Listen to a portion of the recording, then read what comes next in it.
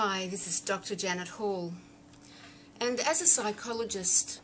I've certainly had opportunities to observe at first-hand experience the devastation of mental illness for youth. In fact, I'd like to tell you a story about that. In 1979 I was very fortunate to be able to travel overseas from Kathmandu to London on a bus, staying in pretty dreary little hotels, but having such fun and with a wonderful group of people.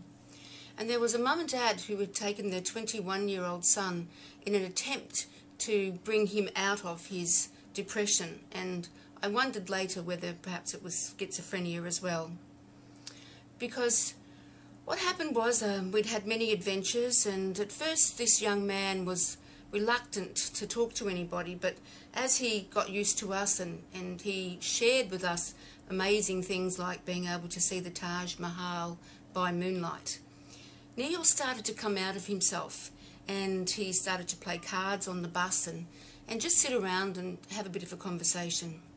I do recall though walking past his room one day and hearing terrible sobbing, and I think that was probably one of the times the black dog of depression had taken over. So we'd had altogether this trip was 90 days, and in the last 20 days we had an opportunity to go to Egypt, and then just before that we were coming out of Syria into Turkey, and it was our very first time to be able to swim in the Mediterranean, and we went down this little cliff and I was just having a wonderful time swimming, but it got cold, and I was the first one to say, I want to go back up and to the bus and get more comfortable and change. So I started to climb up this little hill, and the courier, the boss of the show on the bus, came running down, and he said, Jan, go back, go back, go back. And we had to wait for about an hour, freezing cold on the beach, wondering what had happened. And in fact, Neil had gone up to the road by himself and then suddenly just jumped out in front of a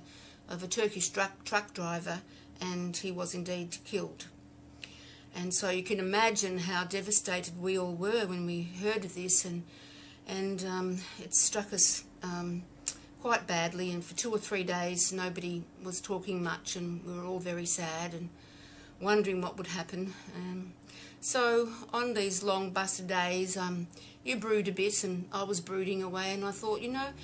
we need to do something to change the tone. We can't let this ruin the rest of our trip. So I suggested that we have